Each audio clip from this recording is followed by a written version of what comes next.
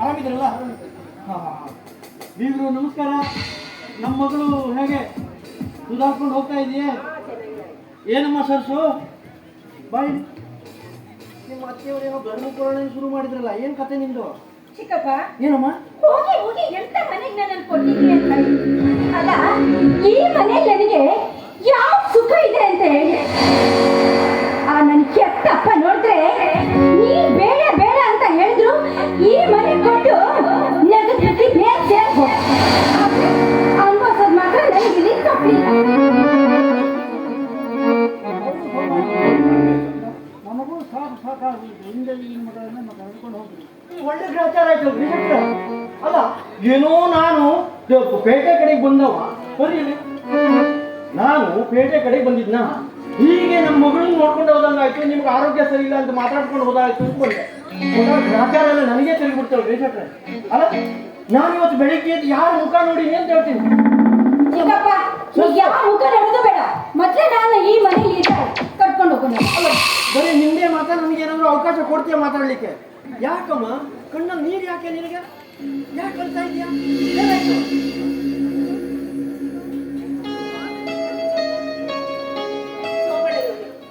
ಸುಮ್ಮನೆ ಇವೆಲ್ಲ ವಿಷಯಕ್ಕೆ ಯಾಕೆ ತಲೆ ಕೊಡ್ಸ್ಕೊತಾ ಇದ್ದೀರಾ? ಸಂಸಾರ ಅಂದಮೇಲೆ ಚಿಕ್ಕ ಪುಟ್ಟ ತೊಂದರೆಗಳು ಅವೇನಿದ್ರು ನಾವೇ ಸಹಿಸ್ಕೊತೀವಿ. ನೋಡ್ರಿ ಬೀಗ್ರೆ, ನಮಗೆ ಅಣ್ಣನಿಗೆ ಮಗಳು ಅಂದ್ರು ಅವಳೆ, ನನ್ನ ಮಗಳು ಅಂದ್ರು ಇವಳೆ. ಹಾಗಿದ್ದವಾಗ ನಮಗೆ ಹೊಲು ನಿಂತಿಲ್ಲ. ಇದ್ದವಳು ಮಗಳು ನಿಮ್ಮ ಮನೆಗೆ ಕೊಟ್ಟಿದ್ದೇವೆ, ಅದು ದಿನ ಬೆಳಗಾಗಿದ್ದು ನಿಮ್ಮ ಮನೆಯಲ್ಲಿ ಕಣ್ಣೀರು ಹಾಕುದನ್ನ ನನ್ನ ಕೈಲಿ ನೋಡ್ಲಿಕ್ಕೆ ಸಾಧ್ಯ ಇಲ್ಲಮ್ಮ. ನನ್ನ ಕೈಲಿ ಮಾತ್ರ ನೋಡ್ಲಿಕ್ಕೆ ಸಾಧ್ಯ ಇಲ್ಲ. ಸೋಮವಾರೇ, ನಿಮ್ಮ ಮಗಳು ಕಣ್ಣೀರು ಹಾಕುವಂತಹಲ್ಲ, ಇನ್ನೊಬ್ಬರ ಕಣ್ಣಲ್ಲಿ ಕಣ್ಣೀರು ಹಾಕಿಸುವಂತಹವರು. ಬಿಟ್ರೆ ಒಬ್ರೊಬ್ಬಗೊಂದೊಂದು ಮಾತಾಡಿದ್ರು ಟುವಲ್ನಲ್ಲಿ ಕಲ್ಲಾಕ ಹೊಡೆದ ಮಾತಾಡ್ತೀರಿ ನೋಡಿ. ಅಲ್ಲ, ನಮ್ಮ ಮಗಳು ಆ ರೀತಿ ಇದ್ದಾಳ. ಹೌದು, ಬಾಯಿ ಸತ್ತು ಹುಡುಗಿ ಅದು, ಅವಳಿಗೆ ನಾನು ಮಾತಾಡ್ತಿರಲ್ರಿ ನೀವು. ನೋಡಿ, ನಮ್ಮ ಹುಡುಗಿ ಎಂತ ಬಂಗಾರದಂತೂ ತಿಳ್ಕೊಂಡ ನಿಮಗೆ. ಬಾಯಿ ಸತ್ತು ಹುಡುಗಿ ಅದು ನೋಡಿ. ನೀವು ಈ ನಮ್ಮನೆ ಚಿತ್ರಹಿಂಸೆ ಏನಾದರೂ ಆಕೆಗೆ ಮಾಡಿ ಅವಳು ಮನಸ್ಸಿಗೆ ಏನಾದರೂ ನೋವು ಮಾಡಿಕೊಂಡು ತನ್ನ ಜೀವಕ್ಕೆ ಏನಾದರೂ ಅಪಾಯ ತಂದುಕೊಟ್ರೆ ನಾನು ಸುಮ್ಮನಿರೋವಲ್ಲ, ಹೇಳಕ್ಕೆ ನೀರು ಕುಡಿಸ್ಬಿಡ್ತೇನೆ. ನಾನಂದ್ರೆ ಏನಂತ ತಿಳ್ಕೊಂಡಿರಿ ನೀವು? ಈ ಕಾಂಗ್ರೆಸ್ ಪಾರ್ಟಿ ಪ್ರೆಸಿಡೆಂಟ್ ಈಗ ಆಳುವ ಪಕ್ಷನೂ ನಮ್ಮನೇ ಅದ ತಿಳ್ಕೊಂಡು ಮಾತಾಡಿ ಒಂದು ಕಾಗದ ಗೀಟ್ ಹೊಂದ್ರೆ ಸಾಕು, ರಾಮ್ ಬಹಳ ಬಿಟ್ಟಂಗೆ. ವಯಸ್ಸಿಗೆ ಬಂದ ಮಗಳನ್ನ ಈ ರೀತಿ ನೇರಿಸಿ ಮಾತನಾಡಬೇಡಿ. ಮೊದಲ ಮನೆಯವರ ಸಲಹೆ ಪ್ರತಿಯೊಬ್ಬರ ಹೆಣ್ಣು ಮಕ್ಕಳಿಗೆ ಯೋಗ್ಯವಲ್ಲ. ಅಲ್ರಿ ಶೆಟ್ರೆ, ನೀವು ಮದುವೆ ಮನೆ ಮಾತಾಡ್ತೀರಲ್ರಿ? ನಮ್ಮ ಮಗಳನ್ನ ಮದುವೆ ಮಾಡ್ಕೊಟ್ಟು ಮುಗಿದೋಯ್ತೇನು? ಆ ಮಗಳು ಗಂಡನ ಮನೆಯೊಳಗೆ ಹೇಗಿದ್ದಾಳೆ, ಅತ್ತೆ ಮಾವನ ಜೊತೆಗೆ ಹೇಗೆ ಸುಧಾರಿಸ್ಕೊಂಡಿದ್ದಾಳೆ, ಕಣ್ಣೀರು ಹಾಕ್ತಾ ಇದ್ದಾಳೆ, ಏನು ನೋಡ್ಬೇಕಾದ್ರೆ ನಮ್ಮ ಕರ್ತವ್ಯ ಹೌದಲ್ಲ? ಅದು ನನ್ನ ತಪ್ಪಾದ್ರೆ ಯಾರಾದ್ರೂ ಕೇಳ್ರಿ. ಮಗಳು ಕೊಟ್ಟು ತಂದೆ ತಾಯಿ ಇದ್ರೆ ಅವ್ರು ನನ್ನ ಮಾತು ತಪ್ಪು ಅಂದಿದ್ರೆ ಅವ್ರು ಕಾರಣ ಕ್ಷಮಿಕೆ. ಸುಮ್ಮನೆ ಯಾಕೆ ಇಷ್ಟೊಂದು ಇಷ್ಟ ಚಿಕ್ಕ ವಿಷಯಕ್ಕೆ ದೊಡ್ಡದಾಗಿ ಮಾಡ್ತೀರ? ಇದೆಲ್ಲ ವಿಷಯ ಹೋಗ್ತದೆ. ಆ ಸಂಬಂಧ ಏನಿದ್ರು ನಾವೇ ನೋಡ್ಕೊತೀವಿ. ಅವರಮ್ಮ ಮಾತು ಅಂದ್ರೆ ಇದು ರಾಜ ಮಾತು. ನಿಮ್ಮ ಮಾತಿಗೆ ನಾವು ಒಪ್ಕೊಳ್ತೇನೆ. ಆದ್ರೆ ಒಂದು ಮಾತು ನೀವು ಹೇಳಿ ಸರಿಯಿದೆ, ಕೊಟ್ಟು ಹೇಳಿ ಕುಡಿದು ಹೊರಗೆ. ಆದ್ರೆ ನಮ್ಗೆ ಅಧಿಕಾರ ಏನೂ ಇಲ್ಲ. ನಿಮ್ಗೆ ಕೊಟ್ಟ ಮೇಲೆ ನಮ್ಮ ಅಧಿಕಾರ ಮುಗಿದು ಬಿಡಿ, ನಾನು ಒಪ್ಕೊಳ್ತೀನಿ. ಈ ಮನೆಯಲ್ಲಿ ಎಲ್ಲರೂ ಆರಾಮಾಗಿದ್ದೀವಿ. ನಿಮ್ಮ ಮನೆಯಲ್ಲಿ ಎಲ್ಲರೂ ಆರಾಮಿದಾರ? ಮತ್ತೆ ನಮ್ಮಲ್ಲಿ ಎಲ್ಲರೂ ಆರಾಮಿದ್ದಾರೆ. ಶಿವಮೂರ್ತಿ ಕತೆ ಏನ್ ಕೇಳ್ತಿದೆ? ಕುಂಡಾಡಿ ಬಸವ ಆಗ್ಬಿಟ್ಟಾನೆ, ಮುನ್ನಲು ಕುಂಡಾಡಿಯಾಗಿ ತಿರುಗೋದು. ಅವನ ಕತೆ ಕೇಳಿದ್ರೆ ನಮ್ಮ ಕೈಲೇ ಮನೆ ಇರೋಕ್ಕೆ ಸಾಧ್ಯ ಇಲ್ಲ, ಆ ರೀತಿ ಆಗೈತೆ. ಇನ್ನ ಅವನ ಕತೆ, ಅವನಂತೂ ತೋಟ ಇದೆ, ಹೊಲ ಇದೆ, ತೋಟಕ್ಕೆ ಹೋಗುವಂಗಿಲ್ಲ, ಹೊಲಕ್ಕೆ ಹೋಗುವಂಗಿಲ್ಲ. ಕುಂಡಾಡಿ ಗುಂಡೆಗಳ ಸಂತಿಗೆ ಹೋಗಿದ್ದು ಊಟ ಮಾಡೋದು, ಮನೆಗೆ ಬರೋದು. ಅವನು ಸುಖವಾಗಿಲ್ಲ ಅಂದ್ರೆ ಮತ್ತೆ ಯಾರು ಸುಖವಾಗಿರ್ತಾರ್ರಿ? ಈ ನಮಗೆ ಕಥೆ ಆಗೈತೆ. ನಮಗೆ ಸಾಕು ಹೋಗೋದು ನೋಡಿ. ಏನಾಗಿದೆ ಶಿವಮೂರ್ತಿಗೆ? ಶಿವಮೂರ್ತಿಗೆ ಏನಾಗಲಿಲ್ಲಮ್ಮ, ಗುಂಡಾಳಿಯ ಗುಂಡನಾಗಿ ಬರೇ ಇಸ್ಬಿಟ್ಟು ಚಟದೊಳಗಿದ್ದಾನವ. ಅಯ್ಯೋ ದೇವ್ರೆ, ಅವನಿಗೇನು ದುರ್ಬುದ್ಧಿ ಬಂತು ಬರೀತೀವಿ? ಅಲ್ಲ, ಇಸ್ಬಿಟ್ಟು ಬರ್ತಾ ಇದ್ದಾನ. ಹೋಗ್ಲಿ ನೋಡಿ, ನೀವು ಮನೆಗೆ ಹೋದ ನಂತರ ಚಿಕ್ಕಪ್ಪ ನನ್ನ ಮನೆಗೆ ಕಳಿಸ್ಕೊಡಿ ಅಣ್ಣ. ಅವನಿಗೆ ಸರಿಯಾಗಿ ಬುದ್ಧಿ ಹೇಳೋದು ನೋಡಮ್ಮ ಸರ್ಸು, ಅವನಿಗೆ ಬುದ್ಧಿ ಹೇಳುದು, ಗುಡ್ಡ ಕಲ್ಲುದು ಎಲ್ಲ ಒಂದೇ. ಅವನಿಗೆ ಒಟ್ಟರವ ಒಳ್ಳೆ ರದ್ರ ಆಯ್ತು. ಮನೆಗೆ ಹೋದ್ಕೊಳ್ಳೋ ಕಳಿಸ್ಬೇಕು, ಹೋದಲ್ಲ? ನಾನು ಕಳಿಸ್ಕೊಡ್ತೇನೆ. ಏನೇ ಇರ್ಲಿ, ಇಲ್ಲಿ ಕಳಿಸ್ಕೊಂಡು ಅದೇನಿದ್ರು ನಾನು ಬುದ್ಧಿ ಹೇಳಿ ಅವನನ್ನ ಸರಿ ಮಾಡ್ತೀನಿ. ಆಯ್ತಾ ಚಿಕ್ಕಪ್ಪ? ಆಯ್ತು ಆಯ್ತು, ಯಾರಿಂದಾದ್ರೂ ಒಳ್ಳೇದಾದ್ರೂ ಆಯ್ತು ನೋಡಿ. ಆ, ಅತ್ತೆ ಇವತ್ತು ನನ್ನ ಚಿಕ್ಕಪ್ಪ ಊಟ ಮಾಡ್ಕೊಂಡೇ ಹೋಗ್ತಾರೆ. ಅಡುಗೆ ಸಿಗತ್ತೆ. ನೀನು ಒಳಗೆ ಹೋಗಿ ಮೊದಲು ಅವರಿಗೆ ಕಾಫಿ ಮಾಡ್ಕೊಂಡು.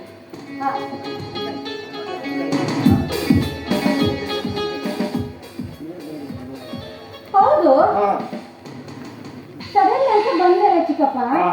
ಅಂದ್ರೆ ಶಿವಮೂರ್ತಿ ವಿಷಯ ಹೇಳಿದ್ರೆ ಅಷ್ಟೇ ಬಂದಿದ್ದ. ಅದೇ ನೀನ್ ಏನು ಮಾತಾಡದೆ ಒಳಗೆ ಹೋದಿಲ್ಲ, ನನಗೆ ಉಸಿರು ಕಡ್ದಂಗೆ ಆಗೋಯ್ತು. ನನಗೆ ಬಂದು ನಿಂತು ಇಷ್ಟೊತ್ತಾಯ್ತಲ್ಲ, ಕಾಫಿ ತಂದು ಕೊಟ್ಟಿಲ್ಲಲ್ಲ ಅಂತ ಯೋಚನೆ. ಹಂಗಾಯ್ತು ನನಗೆ. ನೀನು ಏನು ಮಾತಾಡದೆ ಒಳಗೆ ಹೋದ್ರೆ ನಾನು ಯಾರು ಕೂಡ ಮಾತಾಡ್ಲಿ? ನೋಡಮ್ಮ, ನಾನು ಯಾಕೆ ಬಂದೆ ಅಂತ ಕೇಳ್ತೀನಿ ಕೇಳು. ಕಚೇರಿ ಕೆಲಸ ಸಲುವಾಗಿ ಬಂದಿದ್ದೆ. ಈಗ ಅಕಾಲಿಕ ಮಳೆಯಿಂದ ಗದ್ದೆಯಲ್ಲಿ ಭತ್ತ ಎಲ್ಲ ಒಂದು ಮನೆಗೆ ಬರಲಿಲ್ಲ. ಹಾಗಾಗಿ ಏನ್ ಮಾಡೋಣ, ಗದ್ದೆ ಹುಸಿ ಇರುವಾಗಲೇ ಒಂದು ಸ್ವಲ್ಪ ಶೇಂಗಾ ಹಾಕೋಣ ಅಂತ. ಶೇಂಗಾ ಬೀಜದ ಸಲುವಾಗಿ ಬೆಳಗಿಂದ ಹುಡುಕಿ ಹುಡುಕಿ ಹುಡುಕಿ ಸಾಕಾಗೋಯ್ತು. ಎಲ್ಲಿ ಹೋದ್ರೂ ಶೇಂಗಾ ಬೀಜ ಸಿಗಲಿಲ್ಲ. ಈಗ ಆಯ್ತು ಬಿಡು, ನಂಗೆ ಮುಖ ತೊಳಿದು ನೀರು ಕೊಡ್ತೀವೋ ಏನೋ, ನಿನ್ನ ಮಾತು ನೀನು ಮುಂದುವರಿಸ್ತೀಯ. ಬಾ.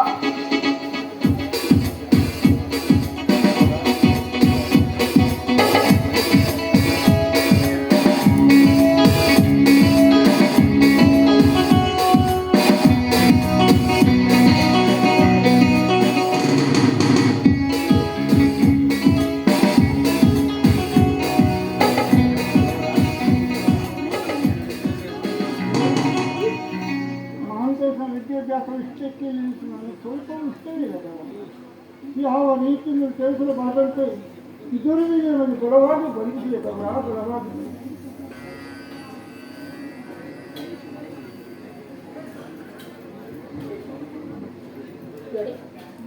ಮಹೇಶ ಮನೆ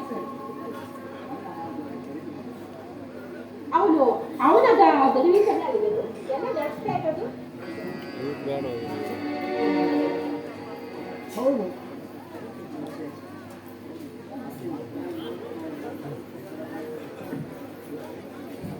ಅತ್ತೆ ಏನಮ್ಮ? ಚಿಕ್ಕಪ್ಪಂದು ಕೈಕಾಲು ಮುಖ ತೊಳೆದಾಯ್ತು. ಅದೇ ಇವತ್ತು ಊಟ ಮಾಡ್ಕೊಂಡೇ ಹೋಗ್ತಾರೆ. ಅಡುಗೆ ಎಲ್ಲ ರೆಡಿ ಇದೆಯಾ? ಯಾಕೆ ಯಾಕೆ ಅಡುಗೆ ಮಾಡಿಲ್ಲ? ನಮ್ಮ ಮನೆಗೆ ಬಂದವರು ನಾವು ಊಟ ಮಾಡಿದ್ದೇನೆ, ಅವರು ಊಟ ಮಾಡಬೇಕು.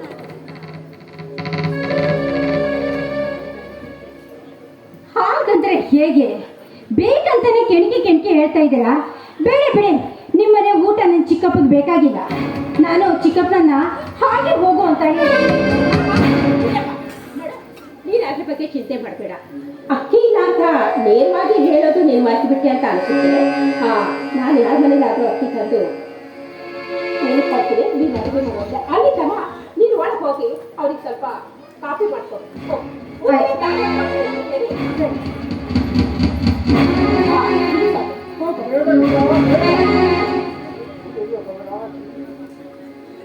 ಎಷ್ಟೊಂದು ಅವರವರ ಮನೆಯಲ್ಲಿ ನೀನು ಸಾಲ ಮಾಡಿದ್ವಿ. ಯಾತಕ್ಕಾಗಿ ಯಾರಿಗಾಗಿ ಸಾಲ ಮಾಡಿದ್ರು? ಯಾರಿಗಾಗಿ? ನನ್ನ ಮನೆ ಗೌರವ ಉಳಿಸೋದಕ್ಕೋಸ್ಕರ ನಾನು ಕೊಡದೆ ಭಿಕ್ಷೆ ಬೇರೆ ಆದ್ರೂ ಈ ಮನೆಯ ಗೌರವವನ್ನು ಅಳಿಸೋದಿಲ್ಲ ಸ್ವಾಮಿ, ಅಳಿಸೋದಿಲ್ಲ. ನಾನು ಇಷ್ಟೊಂದು ಪದಾರ್ಥ ಇರೋದು ಯಾರಿಗೋಸ್ಕರ ಗೊತ್ತಾ? ನನಗೋಸ್ಕರ ಅಲ್ಲ ಸ್ವಾಮಿ. ನನ್ನ ತಾಳಿ ಕಟ್ಟಿದ ನೀವು ಯಾವತ್ತೂ ನಿಮ್ಮ ಮುಖ ಹೇಳಿ ಮಾಡಿ ನೋಡ್ಬಾರ್ದು. ನನ್ನ ಹೊಟ್ಟೆಯಲ್ಲಿ ಹುಟ್ಟಿದ 3 ಮಕ್ಕಳಿದ್ದಾರಲ್ಲ, ಆ ಮಕ್ಕಳಿಗೆ ಯಾವತ್ತೂ ತಲೆ ತಗ್ಗಿಸಬಾರ್ದು.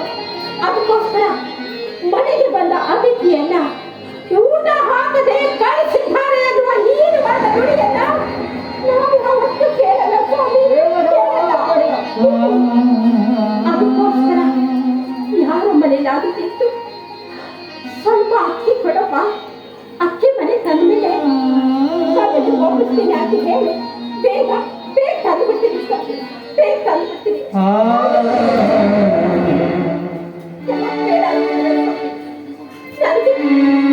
ನನಗೆ ಈ ಮನೆಯ ಗೌರವ, ಈ ಮನೆಯ ಕಲಶವನ್ನ ಎತ್ತಿ ಹಿಡಿಯಬೇಕೆನ್ನುವ ಅಭಿಲಾಷೆ ನನಗಿದೆ ಸ್ವಾಮಿ. ಅದೆಷ್ಟೇ ಕಷ್ಟ ಬಂದ್ರು ಈ ನನ್ನ ಜೀವ ತೆಗೆದುಕೊಂಡಾದ್ರು ಈ ಮನೆಯ ಗೌರವನ್ನ ಉಳಿಸ್ತೀನಿ. ಬೇಡ ಬೇಡ ಇಲ್ಲ. ಎಲ್ಲರೂ ಅಕ್ಕಿ ತಗೊಂಡು ಬಂದೇ ಬರ್ತಾರೆ.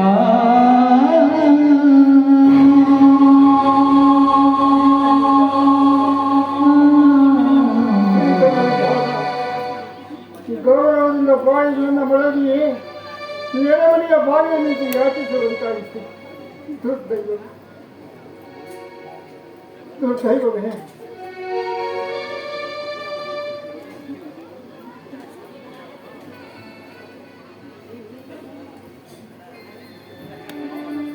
ಮಾಮ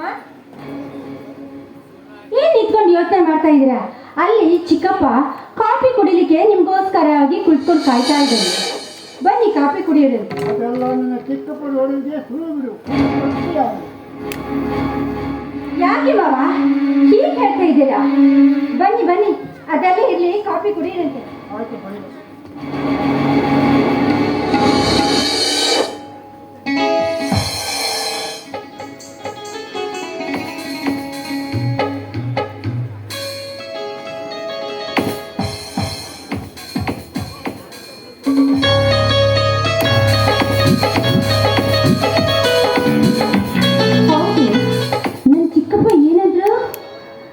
ಶೇಂಗಾ ಬೀಜ ತೆಗೆದುಕೊಂಡು ಹೋಗ್ಲಿಕ್ಕೆ ಅಂತ ಬಂದಿದ್ದೇನೆ, ಹುಡುಕ್ತಾ ಇದ್ದೀನಿ ಅಂತ.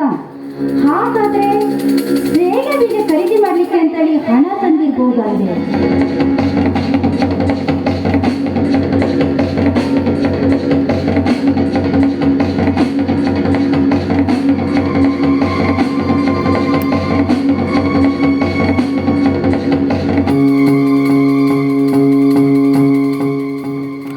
ಹಣ ಅಂತೂ ಸಿಕ್ತು.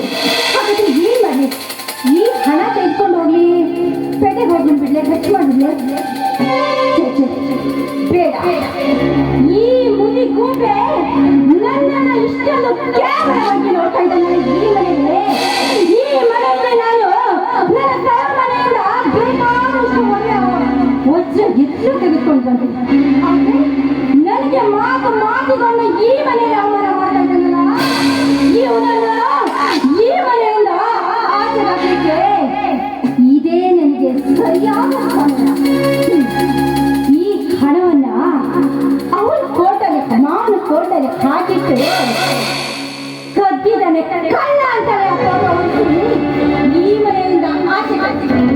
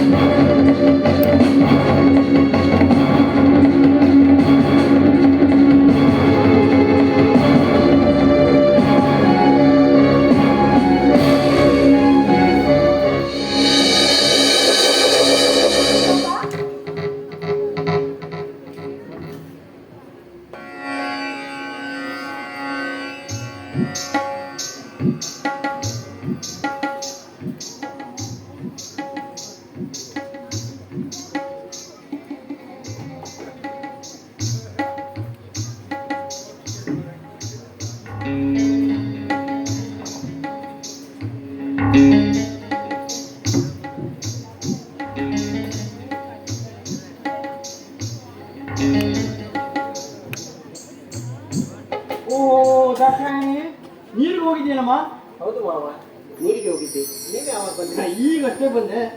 ಮತ್ತೆಲ್ಲ ಸೌಖ್ಯವೇ?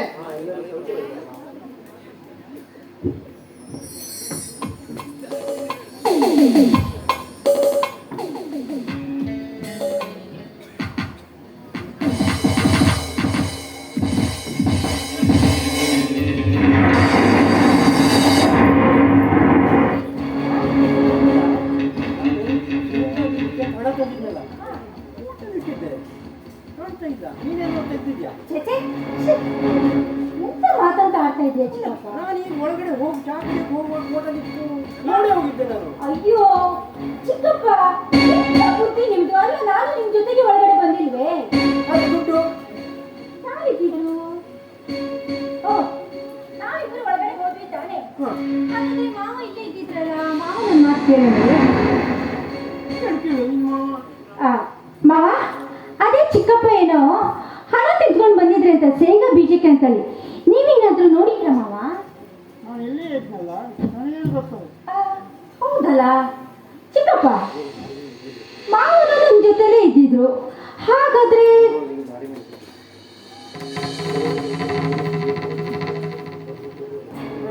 ಆ? ನಿನ್ನ ತಂದೆ ತನ್ನ ಹಣವನ್ನು ಕೋಟಿ ಇಟ್ಟುಕೊಂಡು ಬಂದು ನೀನು ಕಣ್ಣಲ್ಲಿ ಕಂಡಿದ್ಯಾ? ಒಂದು ವೇಳೆ ಅವನು ನೋಡಿದ ಬುಡಕ್ಕೆ ದಾರಿಯಲ್ಲಿ ಏಕೆ ಬಿದ್ದಿರಬಾರ್ದು. ಅಯ್ಯೋ ಶೆಟ್ರೆ, ಒಳಗೆ ಹೋಗುವಾಗ ನಾನು ಕಿಶನ್ ದುಡ್ಡು ಲೆಕ್ಕ ಮಾಡಿ ನೋಡಿಟ್ಟು ಹೋಗಿದ್ರಿ. ಅರೆ ದುಡ್ಡು ಇರೋದು ನನ್ನ ಜವಾಬ್ದಾರಿ ಇಲ್ವೇನ್ರಿ ಶೆಟ್ರೆ? ಕದ್ದವರು ಯಾರು? ಅದು ನಾನೀಗ ಏನು ಹೇಳಿದೆ?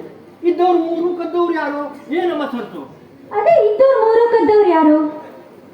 ಅಲ್ಲ ಕದ್ದವ್ರು ಯಾರು? ದುಡ್ಡು ನನ್ಗೆ ಹೋಯ್ತಲ್ಲ.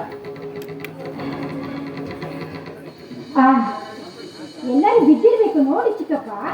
ಏನ್ ನೋಡುದು? ನೋಡ್ತಾ ಇಲ್ವಾ?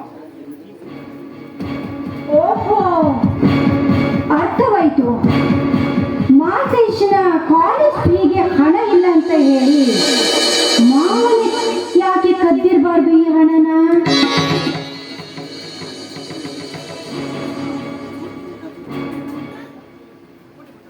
ಮಾವ ಮಾವ, ಅದೇ ಮಾತೇಶ್ನ ಕಾಲೇಜ್ ಫೀಗೆ ಅಂತ ಹೇಳಿ ಏನಾದ್ರೂ ನೀವೇನಾದ್ರೂ ಹಣ ತೆಗೆದಿರ್ಬೋದಾ? ಬುದ್ಧಿಯಿಂದ ಸುದ್ದಿ ಇಟ್ಟುಕೊಂಡು ನಾನು ಕಳಿಸೋದು. ಮನೆಯವರ ಮೇಲೆ ಈ ರೀತಿ ಕಣ್ಣು ಅಪವಾದ ಹೊರಿಸುವನೇನು? ನಿನ್ನ ಚಿಕ್ಕಪ್ಪ ತನ್ನ ಕೋಟಿಗಳಲ್ಲಿ ನೋಟುಗಳು ಇಟ್ಟುಕೊಂಡು ನೀನು ಬಂದಿದ್ಯಾ? ಅಯ್ಯೋ ಹೌದು, ಚಿಕ್ಕಪ್ಪ ಹೇಳಿದಾರಲ್ಲ.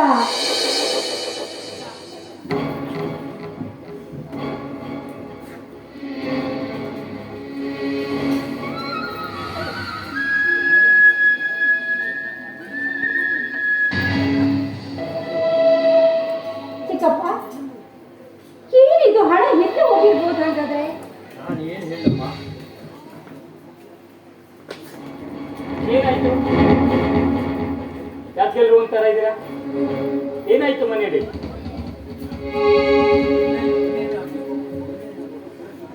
ಅದೇ ಇನ್ನೇನಾಗ್ಬೇಕು? ಬನ್ನಿ ಬನ್ನಿ, ನೋಡಿ ನಮ್ ಚಿಕ್ಕಪ್ಪ ಶೇಂಗಾ ಬೀಜಕ್ಕೆ ಅಂತ ಹೇಳಿ ಹಣ ತೆಗೆದುಕೊಂಡು ಬಂದಿದ್ನಂತೆ. ಅದ್ ನೋಡಿದ್ರೆ ಒಳಗಡೆ ಕಾಫಿ ಕೊಟ್ಕೊಂಡು ಬರೋ ಅಷ್ಟರಲ್ಲಿ ಅವ್ರ ಜೇಬಲ್ಲಿ ಹಣನೇ ಇಲ್ಲಾಗಿದೆ. ಅದೇ ಹಣ ಹೇಗೆ ಕಳುವಾಯ್ತು ಅಂತ. ಸರ್ಸು ನೋಡ್ಕೊಂಡು ಹೋಗಿದ್ದೆ ನಾನು. ಹೌದು, ಅದಕ್ಕೆ ಹೇಗಿದ್ರು ಮಾವ ಆಗಾಗ್ಗೆ ಹೇಳ್ತಾನೆ ಇದ್ದಿದ್ರಲ್ಲ, ಮಾತೇಶನ ಕಾಲೇಜ್ ಫೀ ಕಟ್ಲಿಕ್ಕೆ ಹಣ ಇಲ್ಲ ಅಂತ ಹೇಳ್ತಾ ಇದ್ರಲ್ಲ, ಮಾವನೇ ಏನಾದ್ರು? ಸರ್ಸು ಏನ್ ಮಾತಾಡ್ತಿದ್ಯಾ ನೀನು? ನೋಡಿ, ಇದ್ದ ವಿಷಯ ಇದ್ದಾಗೆ ಹೇಳಿದ್ದೀನಿ. ನೋಡಿ, ಇದರಲ್ಲಿ ಹೇಗೆ ಹಣ ಕಳುವಾಯಿತು ಅಂತ ಹೇಳಿ ಗೊತ್ತಾಗ್ಲಿಲ್ಲ ಅಂತಂದ್ರೆ ಇಷ್ಟೊಂದು ಜನ ಮನೆಯಲ್ಲಿ ಇದಾರಲ್ಲ, ಎಲ್ಲರೂ ಎಲ್ಲ ಮೇಲೆ ಪರೀಕ್ಷೆ ನಡೆದೇ ಹೋಗಿ. ಅದಕ್ಕೆ ನಮ್ಮ ತಂದೆಯವರೇ ಹಣ ಕದ್ದಿದ್ದಾರಂತ ನೀವೇನು ಪ್ರತ್ಯಕ್ಷವಾಗಿ ನೋಡಿದ್ದೀರಾ? ಅದಕ್ಕೆ ಗೌರವದಿಂದ ಬಾಳಿ ಬದುಕಿದ ನಮ್ಮ ತಂದೆಯವರು ಎಂದೂ ಪರದನಕ್ಕೆ ಆಸೆ ಪಟ್ಟವರಲ್ಲ. ಕಾಣದೇ ಇರುವುದನ್ನ ಕಂಡಂತೆ ಹೇಳ್ತಾ ಇದ್ದೀರಲ್ಲ ಅದಕ್ಕೆ. ಹಾಗಾದ್ರೆ ನಾನು ಅಷ್ಟೊಂದು ಸುಳ್ಳು ಹೇಳ್ತೀನಿ ಅಂತ ಆದ್ರೆ ಯಾಕೆ ಸುಮ್ಮನೆ ಇಷ್ಟೊಂದು ಚರ್ಚೆ ಮಾಡ್ಬೇಕು? ಮಾವನನ್ನೇ ಪರೀಕ್ಷೆ ಮಾಡ್ಬಿಡಿ. ಏನ್ ಮಾತಾಡ್ತಾ ಇದ್ಯಾ? ನಿಮ್ಮ ಮೌನದ ಮೇಲೆ ಈ ಕಡವಿನ ಕಲಂಕದ ಅಪರಾಧವನ್ನ ಹೊರಿಸ್ತಾ ಇದ್ಯಾ? ಏನ್ ಮಾತಾಡ್ತಾ ಇದ್ಯಾ ನೀನು? ನೋಡಿ, ಅಪರಾಧ ಮಾಡಿದ್ದೆ ಸತ್ಯವಾಗಿದ್ರೆ ಗೊತ್ತಾಗತ್ತೆ ಏನು ಅಂತ ಈ ವಿಷಯ ಗೊತ್ತಾಗತ್ತೆ. ನೀವ್ ಯಾಕ್ರೆ ಇಷ್ಟು ಹೇಳಿದ್ರು ಸುಮ್ಮನೆ ನಿಂತ್ಕೊಳ್ತಾ ಇದ್ರಲ್ಲ? ಹಾಗಾದ್ರೆ ಈ ಮನೆಯಲ್ಲಿ ಮಾವನ ಮೇಲೆ ಪರೀಕ್ಷೆ ನಡೆದು ಇವಳು ಹೇಳ್ತಾ ಇರೋ ಮಾತು ಸತ್ಯನಾ? ನಿನಗೂ ನನ್ನ ಮೇಲೆ ಸೌಜನ್ಯ ಇದೆಯಾ ಮಗೇಶ? ಸಂಶಯ? ಇದು ಸಂಶಯದ ಪ್ರಶ್ನೆ ಅಲ್ಲ, ಈ ಮನೆತನದ ಮಾನ ಮರ್ಯಾದೆಯ ಪ್ರಶ್ನೆ. ಯಾಕೆ ಗೊತ್ತಾ? ಇವರು ನಮ್ಮ ಮಾವ, ಅಂದ್ರೆ ನಮ್ಮ ಮನೆಗೆ ಬಂದಿರೋ ಅತಿಥಿಗಳು ಇವರು. ನಮ್ಮ ಮನೆಗೆ ಬಂದಿರೋ ಅತಿಥಿಗಳ ಹಣ ಕಳುವಾಗತ್ತೆ ಅಂದ್ರೆ ಏನರ್ಥ? ಅಪ್ಪ, ಬೇಡ್ತಿರೋ ವಿಷಯಗಳನ್ನ ಮಾತಾಡೋದ್ರಿಂದ ಯಾವ ಅರ್ಥನೂ ಇಲ್ಲ. ಕಳುವಾಗಿದೆಯೋ ಇಲ್ಲೋ ಯಾರಿಗೆ ಗೊತ್ತು? ಅದನ್ನ ಹೇಳ್ಬೇಕಾದವನು ನೀನು. ಮಾಂತೇಶ್, ಒಂದ್ಸರಿ ಅಪ್ಪನ ಜೇಬನ್ನೆಲ್ಲ ನೋಡ್ಬಿಟ್ಟು ಒಂದ್ಸರಿ. ಏನ್ ಮಾತಾಡ್ತಾ ಇದ್ಯಾ? ಏನ್ ಮಾತಾಡ್ತಾ ಇದ್ಯಾ? ನಿಮ್ಮ ಅಪ್ಪಾಜಿ ಮೇಲೆ ನಿನಗೆ ಸಂಶಯನಾ?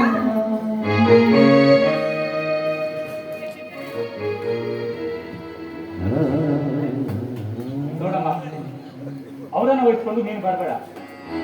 ಏನೇ ಆದರೂ ಸತ್ಯ ಬಯಲಿಗೆ ಬರಬೇಕು ಅಂದ್ರೆ ಎಲ್ಲ ವಿಷಯನೂ ತಿಳ್ಕೊಳ್ಳೇಬೇಕು. ಅವರನ್ನ ಪರೀಕ್ಷೆ ಮಾಡೋದ್ರಲ್ಲಿ ತಪ್ಪೇನಿದೆ? ಕಳುವು ಮಾಡಿದ್ರೆ ಗೊತ್ತಾಗತ್ತೆ, ಮಾಡದೆ ಹೋದ್ರು ಗೊತ್ತಾಗತ್ತಲ್ವಾ? ಹಾಗಿರುವಾಗ ಪರೀಕ್ಷೆ ಹಾಕಿ ಬಿಡು.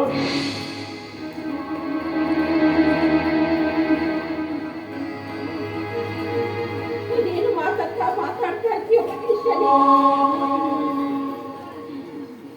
ಕೈ ಹಿಡಿದ ಹೆಂಡತಿ ಮಾತಿನ ಮೇಲೆ ವಿಶ್ವಾಸ ಇಟ್ಟು ಹಣದ ತಂದೆ ತಾಯಿಯನ್ನ ಪರೀಕ್ಷೆ ಮಾಡ್ತಾ ಇದ್ದೀಯ. ನೀನು ವಯಸ್ಸ ಪರೀಕ್ಷೆ ಮಾಡ್ತಾ ಇದ್ದೀಯ.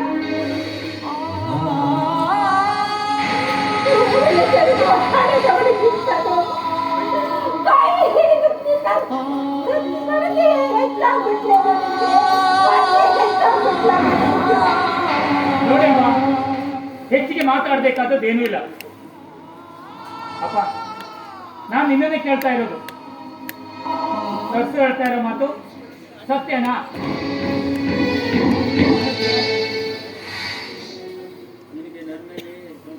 ನಿನಗೂ ನನ್ನ ಮೇಲೆ ಸಂಶಯ ಹೇಳಿದ್ನಲ್ಲ ನಾನು, ಇದು ಸಂಶಯದ ಪ್ರಶ್ನೆ ಅಲ್ಲ ಅಂತ.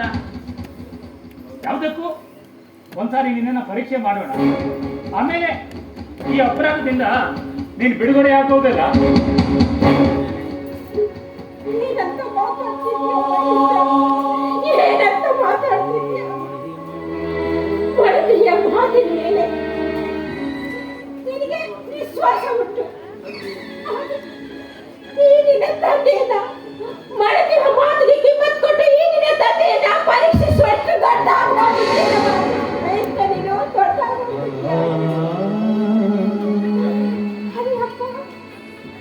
ಹರಿದ ತಾಯಿ ತಂದೆಗಿಂತಲೂ ಈ ತಾಯಿ ಕೈ ಹಿಡಿದು ಬಂದಿದ್ದವಳ ಈ ನಿನ್ನ ಸತಿ ಅವಳ ನಿರ್ಮಾಣಿಗೆ ಹೆಚ್ಚಾಗಿ ಹೋಗ್ಬಿಟ್ಟಿದೆ. ಅವಳ ನಿರ್ಮಾಣಿಗೆ ಹೆಚ್ಚಾಗ ಏನು? ನೋಡಮ್ಮ, ಇದು ಈ ಮನೆಯ ಮರ್ಯಾದೆ ಪ್ರಶ್ನೆ. ಈ ಮನೆಗೆ ಬಂದವರ ಹಣ ಕಳುವಾಗಿದೆ ಅಂದ್ರೆ ಅದಕ್ಕೆ ಜವಾಬ್ದಾರಿ ನಾವಲ್ವಾ? ಹೀಗಿರುವಾಗ ಇದನ್ನೆಲ್ಲ ನೋಡ್ಕೊಂಡು ಸುಮ್ಮನೆ ಕುತ್ಕೊಳ್ಬೇಕಾಗತ್ತಾ? ಆಗಲ್ಲ ತಾನೇ? ಅದಕ್ಕೆ ಏನಾದರೂ ಒಂದು ಪರಿಹಾರ ಕೊಡಬೇಕು.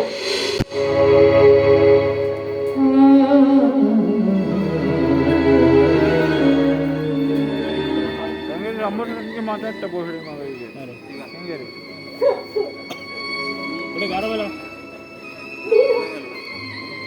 ನೀನು ನಮ್ಮ ಮನೆಯ ಸೊಸೆಯಾಗಿ ಬಂದಿಲ್ಲ ಕಡೆ. ಈ ನಮ್ಮ ಮನೆಗೆ ಹೆಮ್ಮಾರಿಯಾಗಿ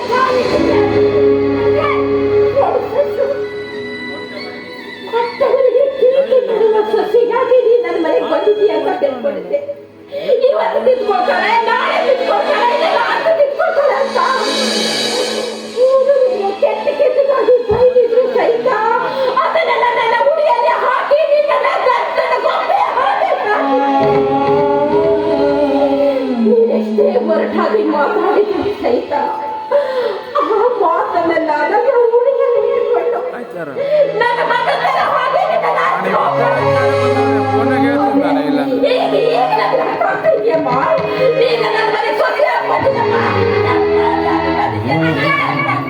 ಬಾಯಿ ಬಂದಾಗೆಲ್ಲ ಮಾತು ನಾನು ನೋಡ್ತಾನೆ ಇದ್ದೀನಿ. ಬಂದಾಗಿಂದ ಈ ಮನೆಯಲ್ಲಿ ಅಲ್ಲ, ಇಷ್ಟೊಂದು ಉಪದೇಶ ಮಾತಾಡ್ತಿರಲ್ಲ, ಅದು ತಪ್ಪ ಸರಿಯಿಲ್ಲ ಅಂತ ಈ ಮನೆಯಲ್ಲಿ ಗೊತ್ತಾಗತ್ತೆ.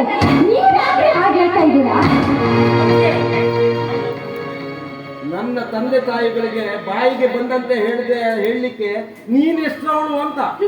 ಹಾಗಾದ್ರೆ ನನಗೆ ಎದುರು ಕೊಟ್ಟು ಮಾತಾಡ್ತಿದ್ದೀರಾ? ಇನ್ನು ಬಾಯಿಗೆ ಬಂದಂತೆ ಬೊಗಳ್ದೆ ಆದ್ರೆ ನಿನ್ನ ನಾಲಿಗೆ ಕಿತ್ತು ಕೈಯಲ್ಲಿಡಬೇಕಾಗಿತ್ತು. ಅಣ್ಣ ಬಾಯಿ ಸತ್ತವನು ಅಂತ ನಿನ್ನಷ್ಟಿಗೆ ನೀನು ವರ್ತಿಸ್ತೇ ಹೋದ್ರೆ ಅದಕ್ಕೆ ಇದರ ಪರಿಣಾಮ ಅನಾಹುತಾದಿತ ಎಚ್ಚರ.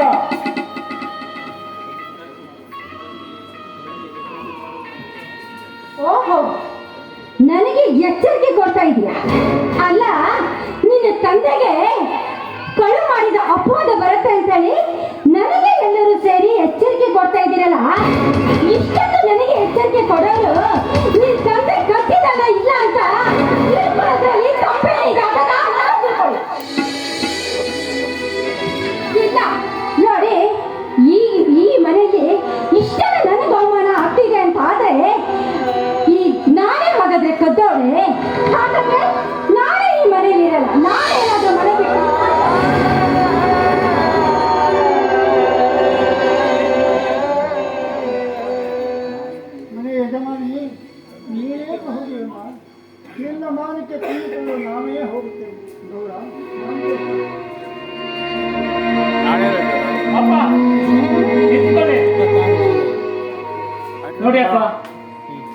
ಇಷ್ಟಕ್ಕೆಲ್ಲ ಮನೆ ಬಿಟ್ಟು ಹೋಗ್ಬೇಕಾದದ್ದೇನಿಲ್ಲ.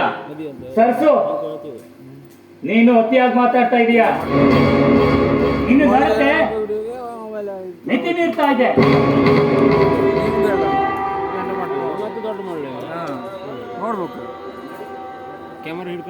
ನೋಡಿ, ಹಾಗಾದ್ರೆ ನಡತೆ ಬಗ್ಗೆ ಯಾರು ಸರಿಯಾಗಿದ್ದಾರೆ ಅಂತ ಗೊತ್ತಾಗುತ್ತಲ್ಲ, ಆ ನಡತೆ ಹಿಂದೆ ಪರೀಕ್ಷೆ ಆಗ್ಲೇಬೇಕಂದ್ರೆ ನಿಮ್ಮ ಅಪ್ಪಾಜಿನ ಪರೀಕ್ಷೆ.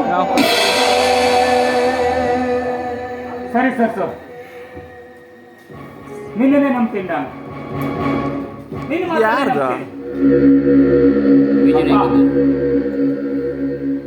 ಮತ್ತೆ ನನಗೆ ಬೇರೆ ದಾರಿ ಇಲ್ಲ.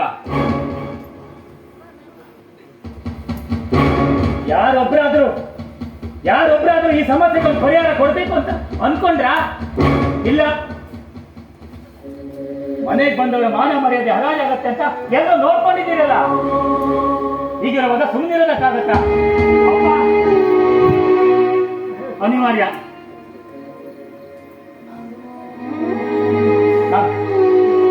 ನಾನು ನಿನ್ನ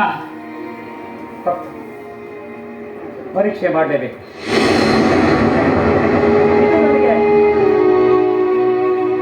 ಅನಿವಾರ್ಯ.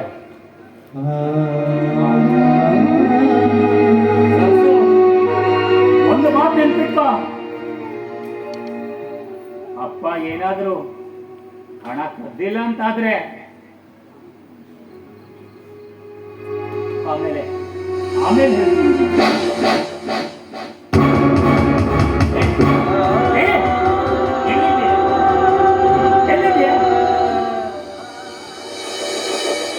ಸರಿಯಾಗಿ ಚಕ್ಕಾಡಿ ನೋಡಿ, ಮತ್ತೆ ಯಾರು ತೆಗಿತಾರೆ?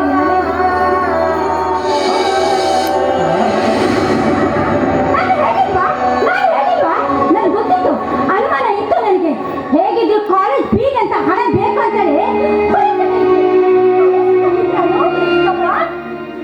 ಅಪ್ಪ, ಈ ಹಣ ಕಟ್ಟು. ಇದು ನಿನ್ ಜೇಬಲ್ ಹೇಗೆ ಬಂತು?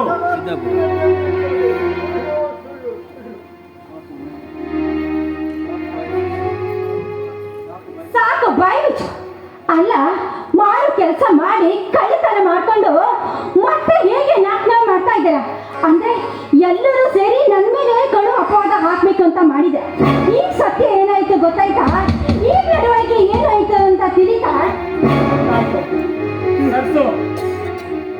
ನೀನ್ ಏನ್ ಮಾಡ್ದೆ, ನೀನ್ ಏನ್ ಹೇಳ್ದೆ, ಯಾಕೆ ಹೇಳ್ದೆ ಅನ್ನೋದನ್ನೆಲ್ಲ ನನ್ಗೆ ಈಗ ಅರ್ಥ ಆಗ್ತಾ ಇದೆ. ನಮ್ಮಪ್ಪ ಇಂಥ ಹೇಸಿ ಕೆಲಸ ಮಾಡ್ತಾನೆ ಅಂತ ನಾನು ಕೂಡ ಅನ್ಕೊಂಡಿದ್ದೆ. ಹೋಗಿ ಹೋಗಿ ಕಳುವಿನಂತ ಒಂದು ಮಾತಂತೂ ಸತ್ಯ, ಕಳುವು ಮಾಡಿದವರು ಹೆತ್ತ ತಂದೆ ಕೊಟ್ಟಿರೋ ತಾಯಿ ಆದ್ರೇನು ಅವರಿಗೆ ಶಿಕ್ಷೆ ಆಗಲೇಬೇಕು.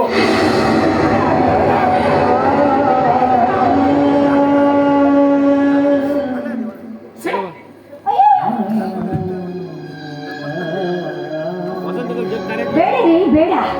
ನೋಡಿ, ಹಾಗೆಲ್ಲ ಮಾಡ್ಲಿಕ್ಕೆ ಹೋಗ್ಬೇಡಿ. ಹಾಗೆಲ್ಲ ಮಾಡಿ ಏನಾದ್ರೂ ದೊಡ್ಡ ಅನಾಹುತ ಆಗ್ಬಿಟ್ರೆ ಮತ್ತೆ ನೀವೇ ಅದಕ್ಕೆ ಹೊಣೆಗಾರ ಆಗಿ, ನೋಡು, ಹೆತ್ತ ಮಗನೇ ತಂದೆನ ಈಗ ಮಾಡ್ಬಿಟ್ಲತ್ತೆ, ಸಾಯಿಸ್ಬಿಟ್ಲತ್ತೆ ಅಂತ ಆಗಿರತ್ತೆ. ಅದೆಲ್ಲ ಬೇಡ, ಬಿಡಿ.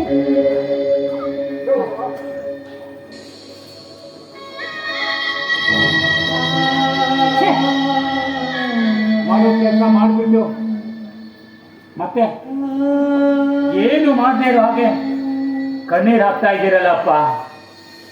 ಇಂಥ ಕೆಲಸ ಮಾಡೋದಕ್ಕೆ ನಿಮ್ಮ ಮನಸ್ಸಾದ್ರೂ ಹೇಗೆ ಬಂತು ಅಂತ. ಅಲ್ಲಪ್ಪ, ಈ ಮನೆತನ ಮಾನ ಮರ್ಯಾದೆನ ಬೀದಿ ಇಳಿಬೇಕು ಅಂತ ಇದ್ದೀರಾ? ಅಥವಾ ನನ್ನ ಮಾವನಿಗೆ ಈ ಮನೆಗೆ ಬಂದು ಅವಮಾನ ಮಾಡಬೇಕು ಅಂತ ಇದ್ದೀರಾ? ನೀನು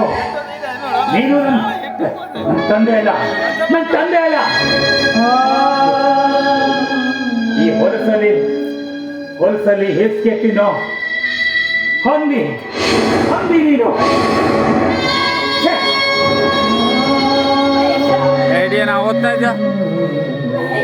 ಏನ್ ಮಾತಾಡ್ತಾ ಹಿಡಿಯ ನಾವು ಹೋಗ್ತೇವೆ ಹಿಡಿಯ ಅಮ್ಮ ನೀವು ಮತ್ತೆ ಮಾತಾಡಬೇಡಿ. ಅಪ್ಪ ಮಾಡಿರೋ ಕೃತ್ಯವನ್ನ ನೋಡಿ ನೋಡಿ ಕೂಡ ಮತ್ತೆ ಅವ್ರ ಪರವಾಗಿ ನಿಂತು ಮಾತಾಡ್ತಾ ಇದ್ದೀರಲ್ಲ. ನೀನು ನನ್ನ ತಾಯಿಯಲ್ಲ, ನನ್ನ ತಾಯಿಯಲ್ಲ. ಇವಳು ಸ್ವಾರ್ಥ ತುಂಬಿರೋ ನಾಯಿ ಇವಳು.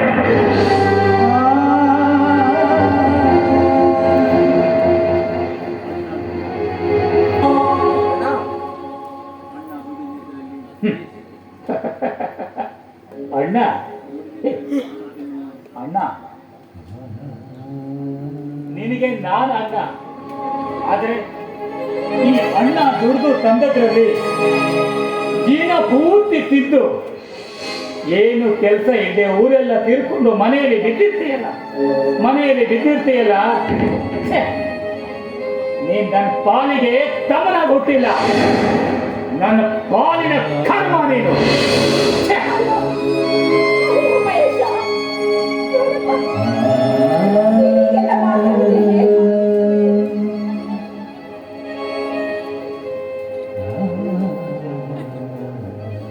ನೋಡಿ, ಇವ್ರು ಮಾಡಿರೋ ಹೇಸಿ ಕೃತ್ಯಕ್ಕೆ ಏನ್ ಮಾಡ್ಬೇಕು ಅಂತಾನೆ ಅರ್ಥ ಆಗ್ತಾ ಇಲ್ಲ. ಆದ್ರೆ ಅಪ್ಪ, ನೀನ್ ಇಂಥ ಕೆಲಸ ಮಾಡಬಾರ್ದಾಗಿತ್ತು. ಹೋಗಿ ಇವನು ಕೂಡ ಅಷ್ಟೇ, ಕೆಲಸ ಮಾಡದೆ ಮನೆಯಲ್ಲಿ ತಿನ್ಕೊಂಡು ಬಿದ್ದಿರ್ತೀಯಲ್ಲ.